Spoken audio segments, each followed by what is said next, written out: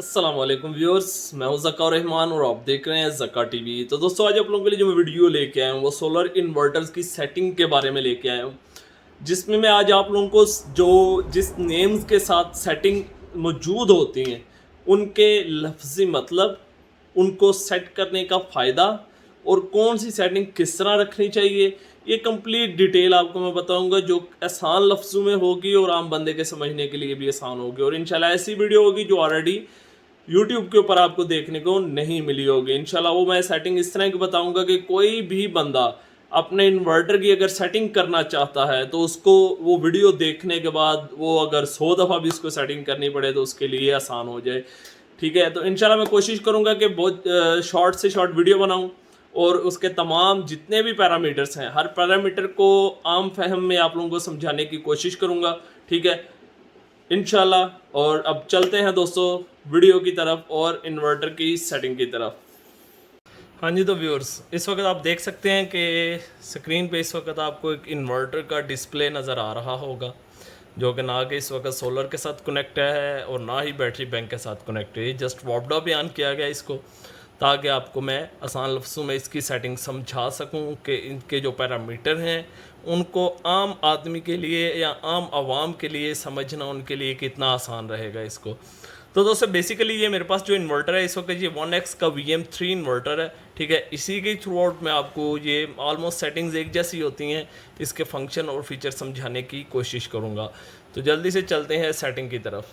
तो दोस्तों ये इसके ऊपर आपको अक्सर वीडियोस के अंदर आपने देखा होगा कि एक एरो बना होता है या फॉल्ट लिखा होता है जो एंटर वाला बटन होता है। ठीक है, ये तो ऑलमोस्ट सबको पता होता है। इसको आपने प्रेस करके रखना होता है थोड़ी देर। ठीक है, क्योंकि मैंने इसको भी साइलेंट पे लगाया हुआ है। तो ये सेटिंग सामने ओपन हो जाती है। ESC का मतलब है कि अगर आप सेटिंग नहीं करना चाहते तो इसको जब आप क्लिक करते हैं तो इसके ऊपर दोबारा एंटर प्रेस करें तो ये बैक चला जाता है। ठीक है, इसके अलावा दोबारा अगर आप इसको प्रेस करके रखेंगे तो ये आ जाएगा। तो पहले नंबर पे दोस्तों आ जाते हैं जी SBU जो लिखा हुआ है। पहले नंबर वाली जो सेटिंग है जिसमें ये SBU USB या SUB होता है, बेसिकली इसको कहते हैं आउटपुट सोर्स प्रायोरिटी।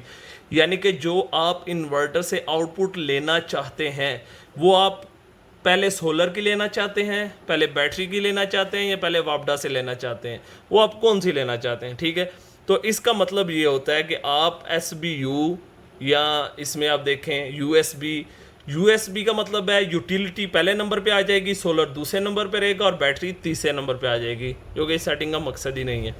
ठीक है, सेकंड नंबर पे आ जाए SUB का क्या मतलब है, सोलर यूटिलिटी बैटरी। इसमें आपको पहले नंबर पे सोलर की सप्लाई मिलेगी।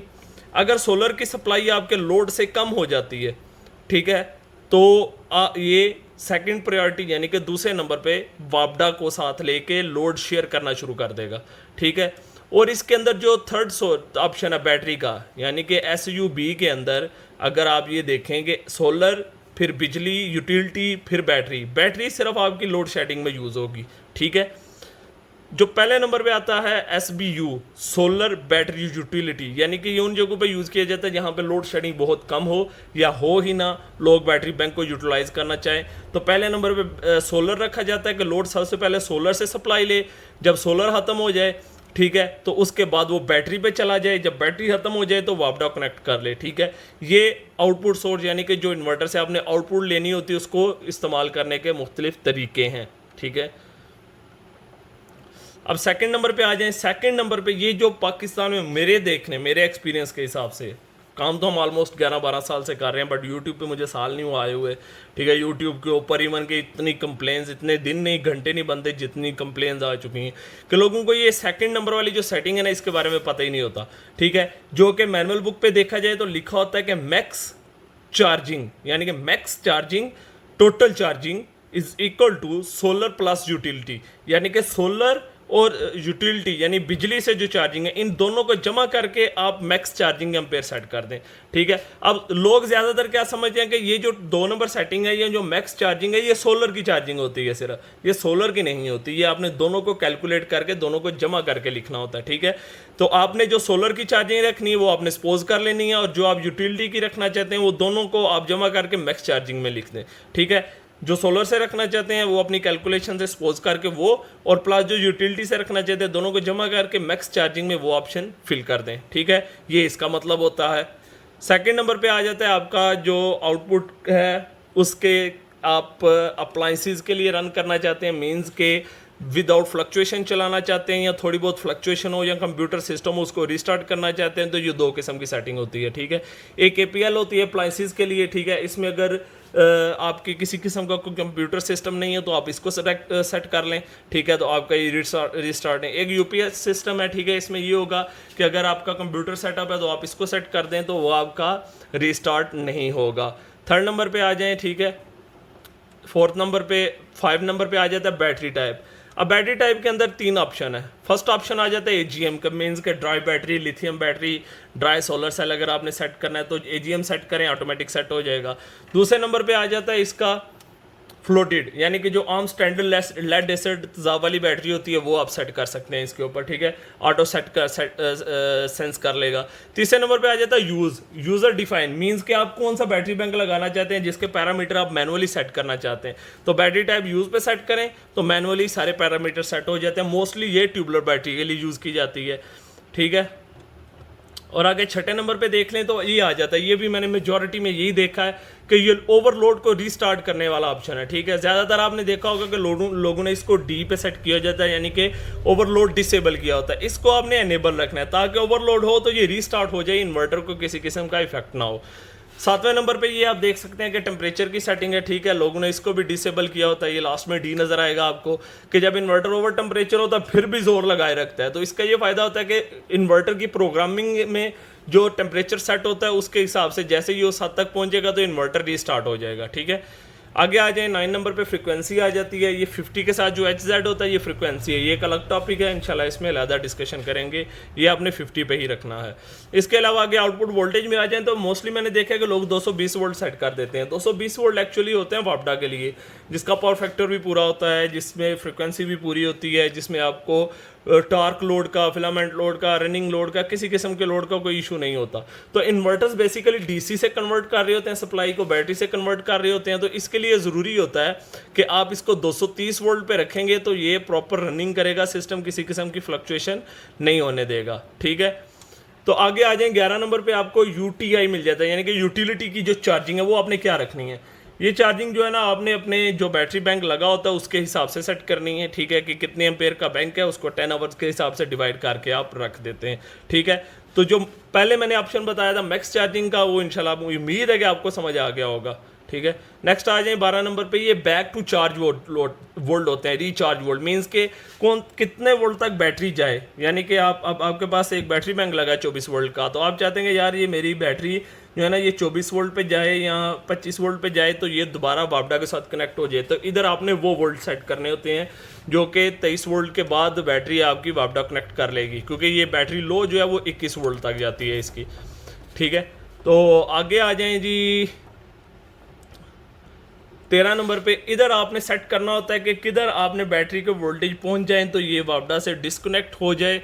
ठीक है, और ये आपका लोड रन करना दोबारा इसको आप यूटिलाइज करना शुरू कर दें या डिस्चार्ज करना शुरू कर दें, ये वो पॉइंट होता है। ये 2 पॉइंट आपकी चॉइस के हिसाब से होते हैं कि आपकी लोड शेडिंग या आपके बैकअप के हिसाब से आपने इन 2 पॉइंट्स को उस हिसाब से सेट करना होता है कि आपको कितना बैकअप सेव रखना है, बैटरी का स्टोरेज कितना सेव रखना है, कितना स्टोर करना है उसकी एनर्जी को, कितने वोल्ट तक आपको चाहिए और कितने वोल्ट तक यूटिलाइज करना है, वो रेंज आप इसमें सेट करनी होती है।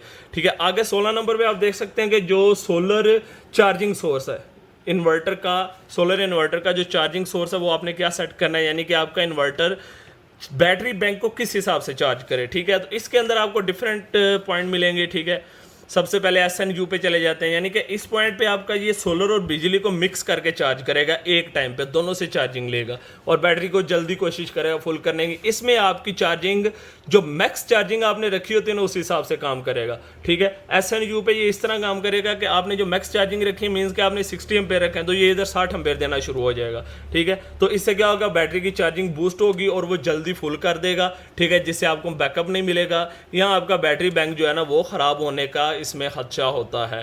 ठीक है, तो इसके बाद जो नेक्स्ट ऑप्शन है इसका वो भी मैं आपको बता दूं। ठीक है, OSO, यानी कि अगर सिर्फ आप सोलर से चार्जिंग करना चाहते हैं और कोई सोर्स यूज़ नहीं करना चाहते तो इधर ये आपका OSO हो जाएगा। ये काम करेगा, जो आपने मैक्स चार्जिंग रखी होती है उसमें से सिर्फ सोलर वाले एम्पेयर ले लेगा, यूटिलिटी वाले छोड़ देगा, क्योंकि max charging is equal to solar plus utility, यानी कि जो मैक्सिमम चार्जिंग है टोटल चार्जिंग है उसमें आपने सोलर और वापडा दोनों को जमा करके टोटल लिखना होता है।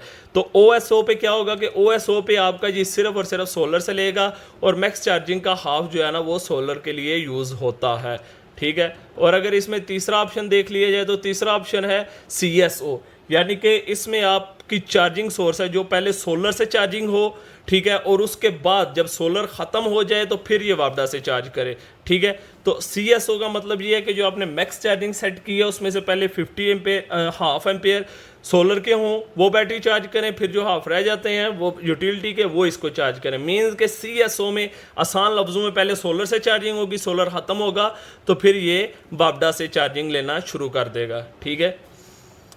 इसके अलावा ये कुछ बाय डिफ़ॉल्ट रहनी चाहिए जिसका कस्टमर से कोई ताल्लुक नहीं होता। आगे 23 नंबर पे आ जाए, ये आपने अक्सर देखा होगा BYD। इसका ये फ़ायदा होता है कि जहाँ पे आपका हैवी लोड हो, मीन्स के कोई बड़ी मोटर लगी है, कोई बड़ा फ्रिज है जो कि इन्वर्टर के लोड से बड़ा है, ठीक है, तो उसके लिए आप इसको ऑन कर सकते हैं। जिसका टार्क लोड मतलब जो स्टार्टिंग में ज़्यादा वाट लेता है, ज़्यादा पावर लेता हो, उसके लिए आप इस सेटिंग को ऑन कर दें तो स्टार्टिंग में ये उसको ऑन करते ही वापडा को पिक कर लेगा और आपका लोड रनिंग में आ जाएगा तो ये बाद में उसको ड्रॉप कर देगा। बेसिकली बाईपास का ये फ़ायदा होता है आपको। और ये हैवी मशीनरी के लिए, जिधर बड़ी मोटर्स हों या जिधर ज़्यादा हैवी लोड हो, जो इन्वर्टर्स की रेंज से ज़्यादा हो, स्टार्ट में इन्वर्टर की रेंज से ज़्यादा हो, जब वो रनिंग में है तो वो कम हो जाए तो उस जगह पे इसका ऑन होना ज़रूरी है। आगे 26 नंबर पे आ जाए तो ये है बल्क चार्जिंग के voltage. Bulk charging voltage AGM जो बैटरी टाइप आपको बताया था वो अपनी मर्ज़ी से सेट करता है, ठीक है, और फ्लोटेड भी अपनी मर्ज़ी से सेट करता है। यूज़र डिफाइंड जो है वो जो बैटरी आप लगाएंगे उसके जो कंपनी रिकमेंड करेगी आपने इधर वो सेट कर देने हैं, ठीक है। आगे फ्लोटिंग के वोल्टेज आ जाते हैं। फ्लोटिंग वोल्टेज भी AGM ऑटोमेटिक सेंस करेगा, फ्लोटेड भी ऑटोमेटिक सेंस करेगा। बाकी यूज़र डिफाइन जो कस्टमर या कंज्यूमर बैटरी लगाते हैं खुद, ठीक है, जिनके पैरामीटर इसमें नहीं है तो वो उसमें जाके जो उसके कंपनी रिकमेंड करेगी फ्लोटिंग वोल्ट वो आपने फ्लोटिंग चार्जिंग वोल्ट वो सेट कर देने हैं, ठीक है। आगे बैटरी लो वोल्टेज है कि लो आपने कितने वोल्ट पे करनी है, ठीक है, फुल लो करनी है बैटरी तो 21 वोल्ट पे ले जाएं। अगर आप उससे थोड़ा ज़्यादा सेफ रखना चाहते हैं बैटरी की लाइफ ज़्यादा करने के लिए तो आप 21 से ऊपर वोल्ट भी सेट कर सकते हैं। ये बैटरी लो के लिए सेटिंग है, ठीक है। इसके आगे आ जाएं जी, ये है इसकी इक्वलाइजेशन, ठीक है। ये EDS होता है, ये भी मोस्टली देखा कि लोगों ने इनेबल नहीं किया होता, डिसेबल ही रहता है। EDS का मतलब है इक्वलाइजेशन डिसेबल है, ठीक है। इसमें अगर दूसरा ऑप्शन देखें इक्वलाइजेशन मतलब इनेबल है, इसको लाजमी इनेबल करना चाहिए क्योंकि जब आप सीरीज कनेक्शन करते हैं दो बैटरी का, ठीक है, तो दोनों के सेल के वोल्टेज के अंदर एक अरसा चलने के बाद साइकिल्स यूज़ होने के बाद डिफरेंस आता है। तो इसका फंक्शन ये होता है कि वो उस डिफरेंस को ख़त्म कर देता है जिससे बैटरी की लाइफ इंक्रीज़ होती है, बैटरी जो है ना वो इलेक्ट्रोलाइट कम यूज़ करती है, बैटरी हीट कम होती है, ठीक है। तो ये जो इक्वलाइजेशन का फंक्शन है ये इन्वर्टर में लाजमी होना चाहिए और इसको ऑन भी होना चाहिए ताकि आपकी बैटरी लाइफ जो है वो इंक्रीज़ होती रहे, ठीक है। इसके अलावा आगे इक्वलाइजेशन के वोल्टेज हैं वो आपने जो मैनुअल बुक के ऊपर मेंशन होते हैं। मींस कि अगर आप देखें तो 24 वोल्ट इस वक्त मेरे पास सिस्टम है, इसकी 29.2 वोल्ट हैं और अगर इसको 48 वोल्ट में ले जाएं तो 58.4 वोल्ट बनते हैं, ठीक है। अगर इसको ले जाएं 12 वोल्ट में तो 14.6 वोल्ट बनते हैं। ये सिस्टम की ऑपरेटिंग वोल्टेज के हिसाब से सेट होते हैं, ठीक है। और अगर इसके अलावा बात कर ली जाए इसकी सेटिंग्स की तो मेरे ख्याल में ये काफ़ी है सेटिंग्स इस हद तक जो कि आम कस्टमर के लिए समझना और उसके लिए इसको देखना ज़्यादा ज़रूरी था कि ताकि वो खुद भी इसको सेट कर सकें। बाकी आगे जो सेटिंग्स आ जाती हैं ये बाय डिफ़ॉल्ट रहनी चाहिए, इसका कंज्यूमर के साथ कोई ताल्लुक नहीं होता। उम्मीद है दोस्तों आप लोगों को समझ आ गई होगी आज जो मैंने सेटिंग्स के बारे में वीडियो बनाई है इंशाल्लाह, ठीक है। मज़ीद इंशाल्लाह कोशिश करूँगा इसी तरह की वीडियोज़ आपको बनाऊँ ताकि आम लोगों के समझने के लिए आसान हो। तो मज़ीद वीडियोज़ के लिए मेरे चैनल देखते रहिए। शुक्रिया, अल्लाह हाफिज़।